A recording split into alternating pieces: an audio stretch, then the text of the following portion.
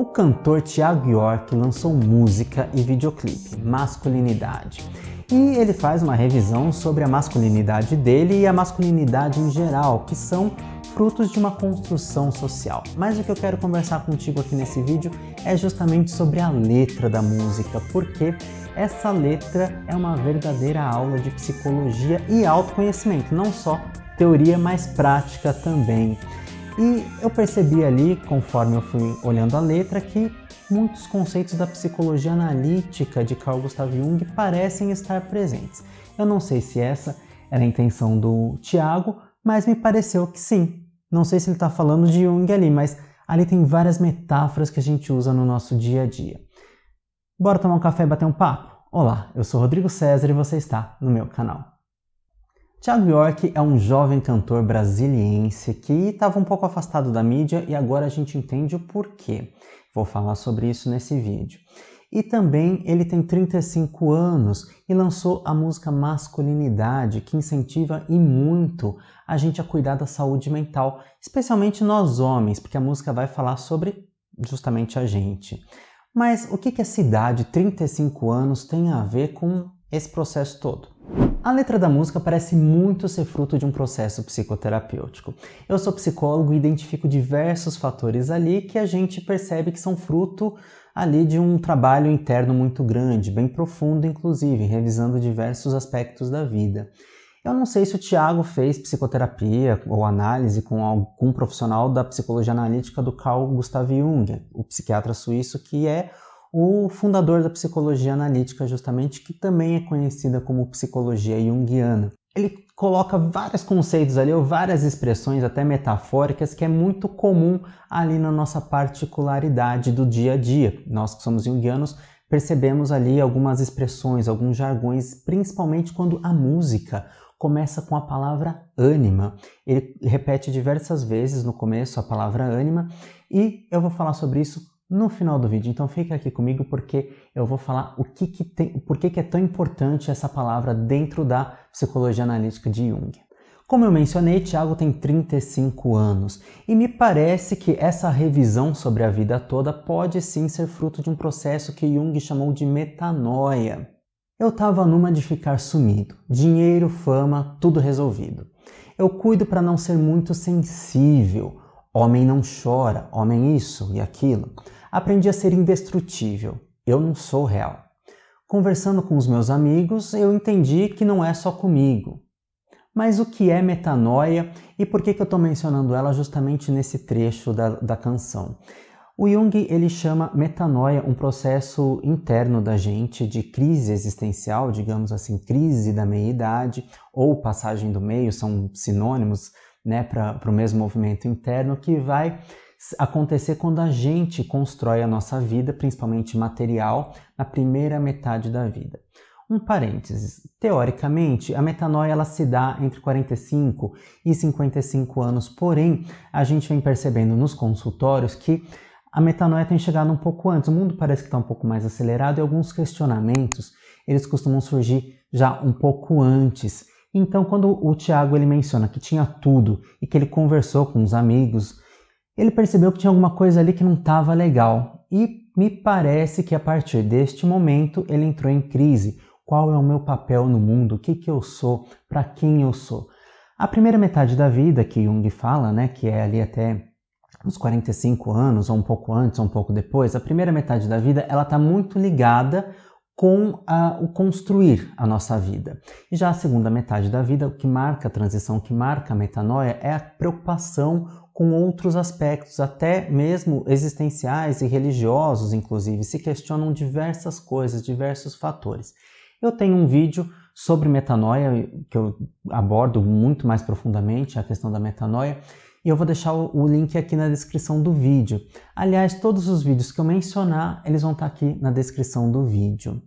Eu sou real, cuida, meu irmão, do teu emocional, cuida do que é real. E aqui a gente começa a perceber um início, talvez, da psicoterapia ou de um aprofundamento num processo psicoterapêutico que já vinha se desenrolando. Porque a psicoterapia ela vai trazer a gente para a nossa realidade, para a gente se desfazer de tudo aquilo que a gente carrega, né? Eu costumo utilizar a expressão que o Jung usa a expressão persona, né, um conceito técnico, persona, que são máscaras que a gente utiliza.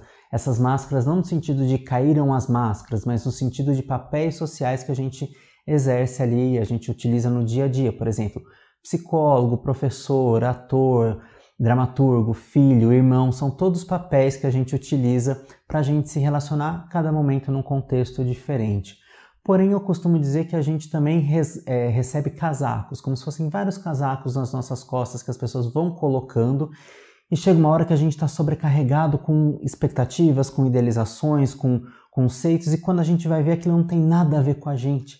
E aí a gente pode também ter início a própria metanoia, né? A crise, quem eu sou, o que eu sou, para que eu sou.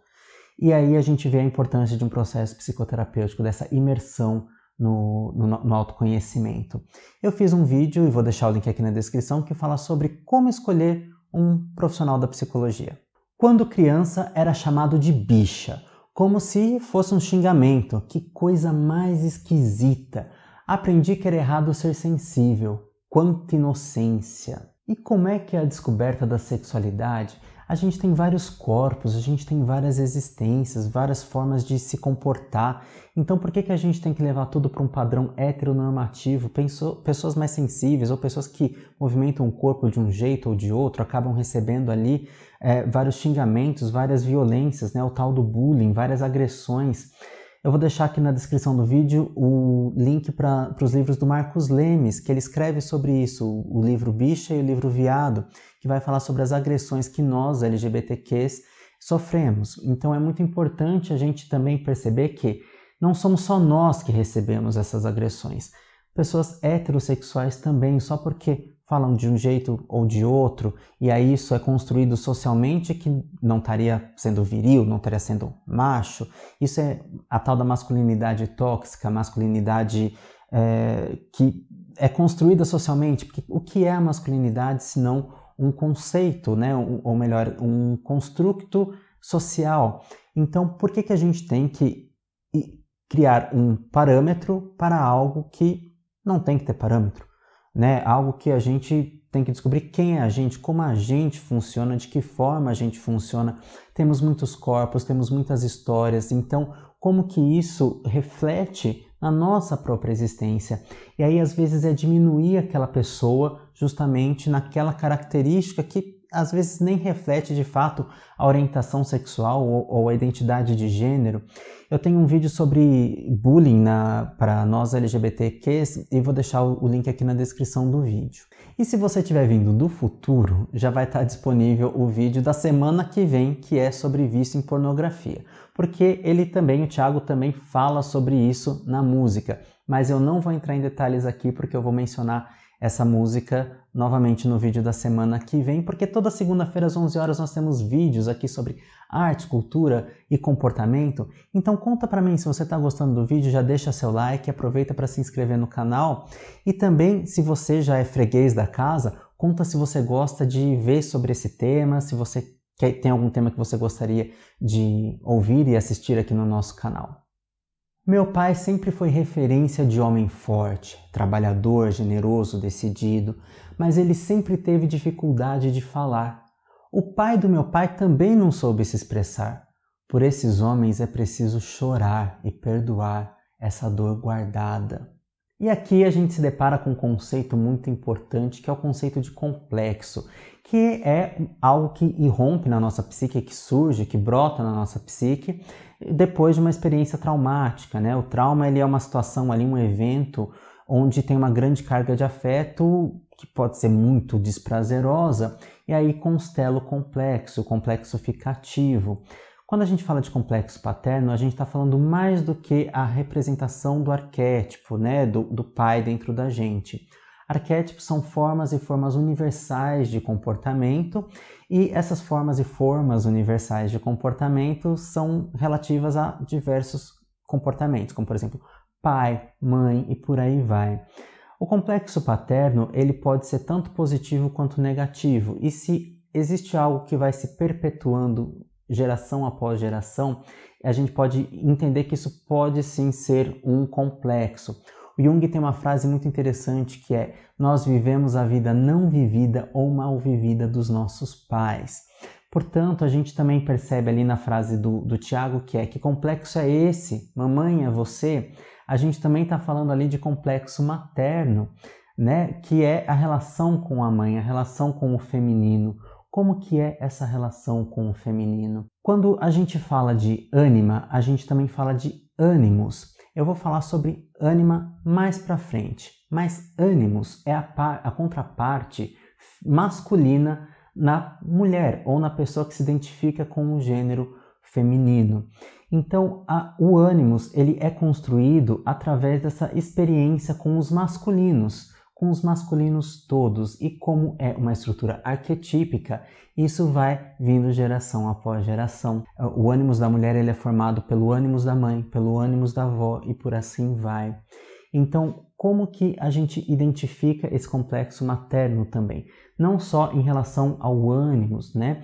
A essa visão de masculino que a mãe tem, mas também a relação desse filho com a mãe, como que se dá, se há uma relação de dependência, a gente vai falar sobre isso daqui a pouco, mas se há uma relação de dependência, então aqui a gente tem também na letra duas visões no mesmo trecho sobre complexos, tanto paterno quanto materno.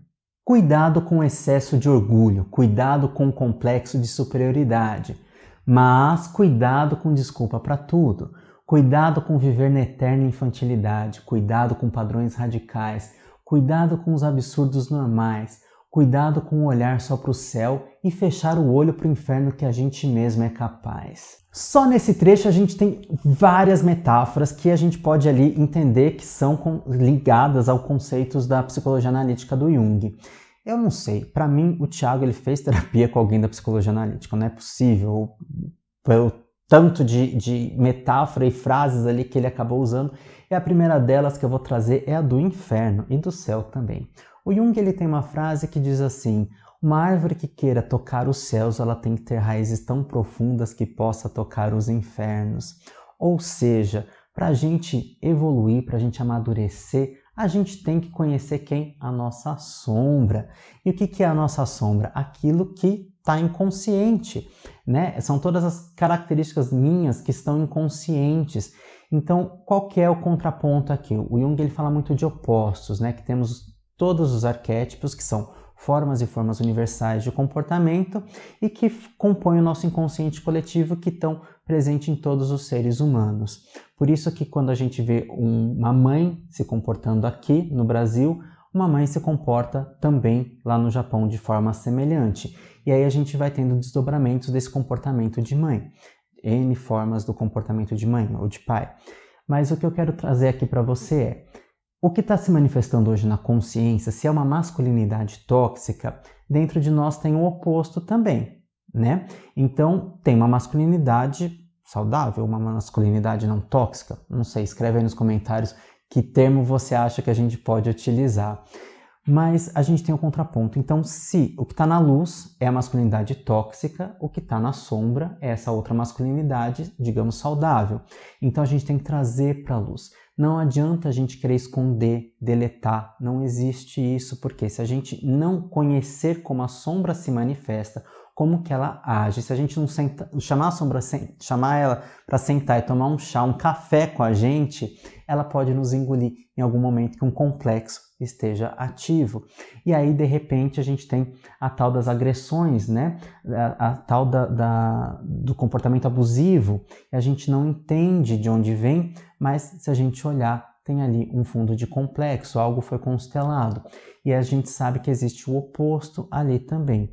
Agora, a gente também tem outro conceito importante ali, que é cuidado com os padrões radicais. Porque quando a gente está polarizado num extremo e a gente está no processo de mudança, de autoconhecimento, a gente tende a ir para outro extremo.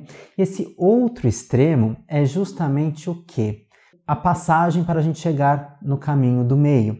E isso tem nome, que é enantiodromia. Esse movimento que a gente vai de um extremo ao outro, mas depois a gente vai para o caminho do meio. E a gente tem outro conceito ali que eu quero mostrar, inclusive, 3 livros para você. Ele vai falar ali do cuidado com a infantilidade eterna, né? cuidado com viver na eterna infantilidade. Esse é um conceito muito importante dentro da psicologia analítica e é o conceito de puer eterno. O que é o puer eterno? É a criança eterna, que muitas pessoas conhecem como síndrome do Peter Pan, mas na psicologia analítica a gente chama como complexo de puer eterno.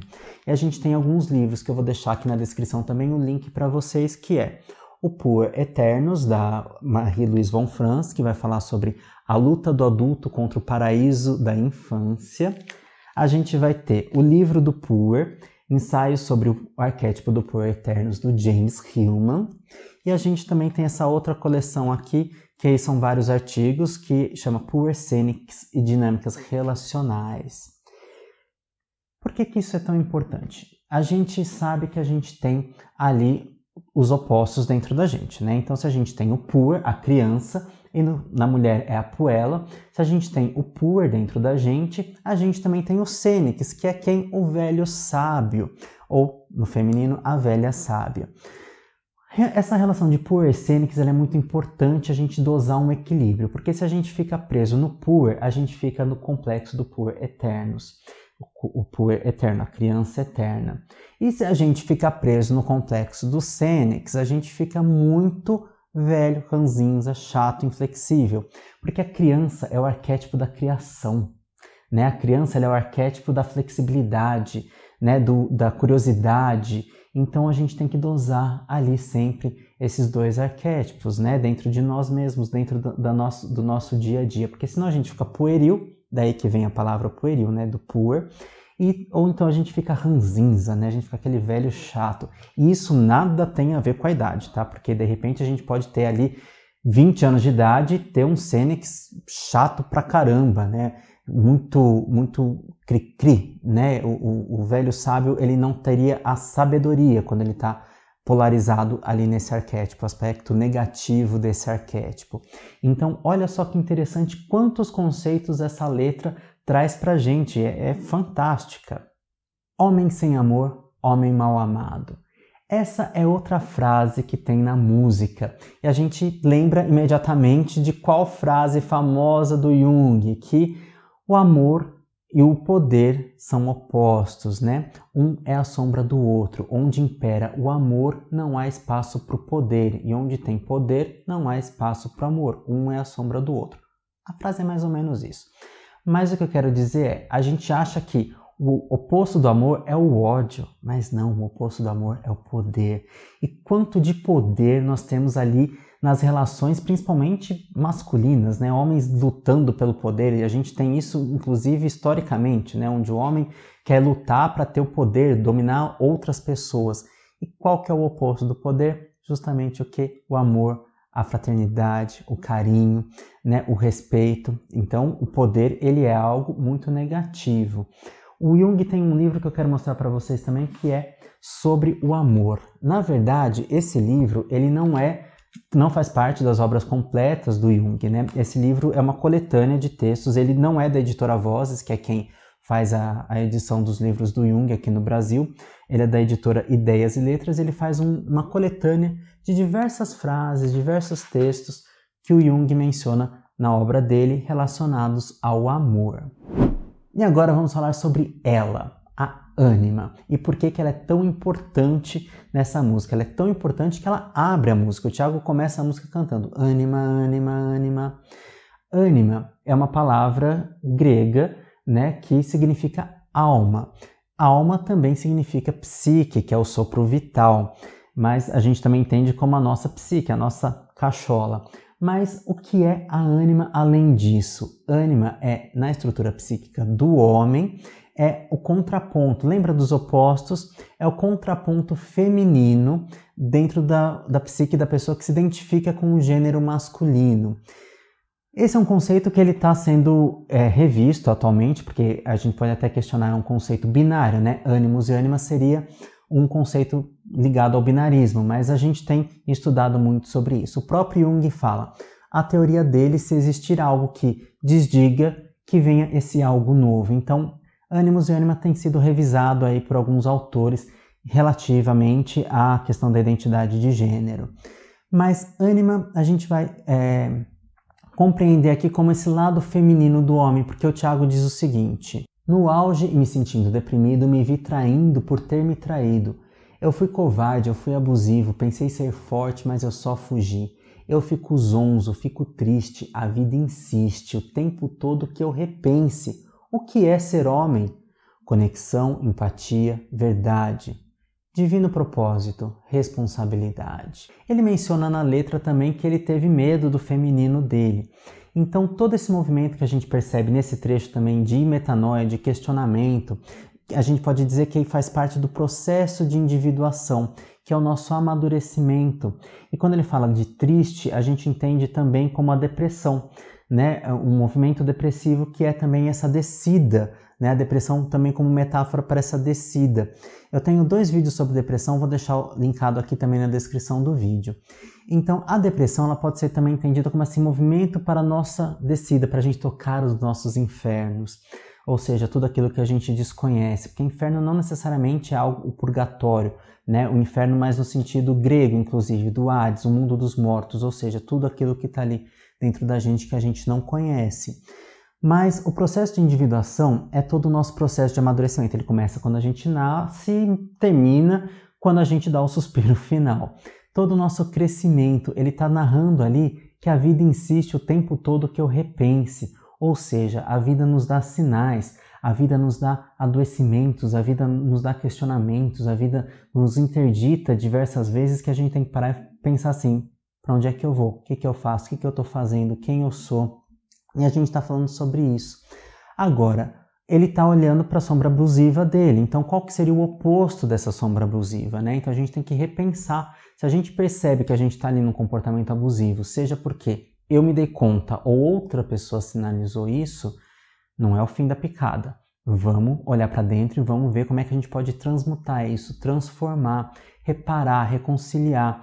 Muitas vezes a gente tem que fazer reparações. Nem sempre a gente vai conseguir, mas a gente pode sim se transformar.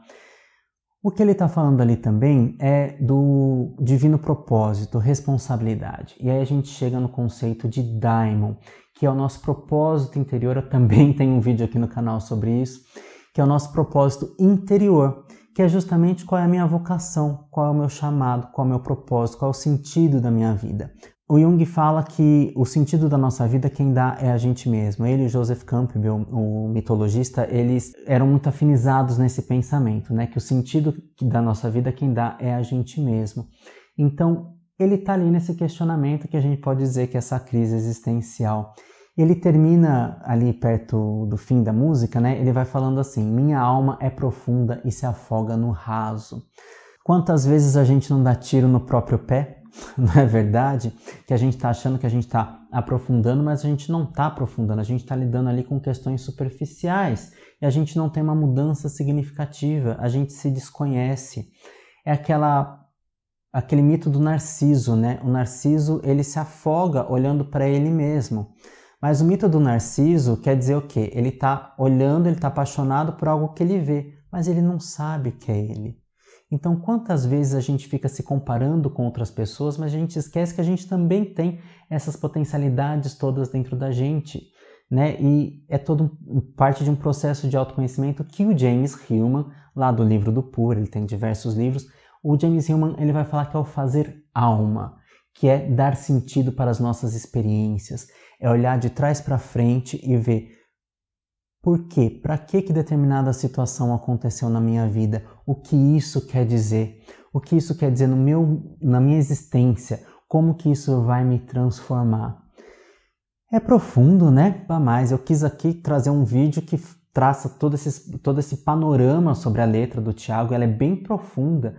Eu diria que é um processo de psicoterapia ali de tempos e tempos, viu? Eu acho que talvez ele tenha ficado em terapia bastante tempo, porque essas sacadas que ele trouxe, não me parece que ele fez uma pesquisa sobre e colocou ali. Me parece que é a fala de alguém que participou ativamente do próprio processo. Não são só as falas que ele ouviu do terapeuta, da terapeuta, se é que aconteceu isso. Eu estou aqui especulando, eu não tenho essa informação.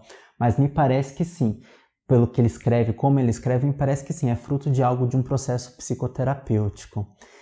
Então, se você gostou do vídeo, eu vou pedir para você deixar o seu like, comenta lá aqui na caixa de comentários. Tem o link também das minhas redes sociais, onde a gente conversa mais de pertinho. E eu quero saber, você gosta de psicologia analítica? Me conta. Você gostou dessa análise? Me conta também. E toda segunda-feira às 11 horas nós temos vídeos sobre arte, cultura e comportamento. Um grande abraço e até o próximo vídeo. Tchau!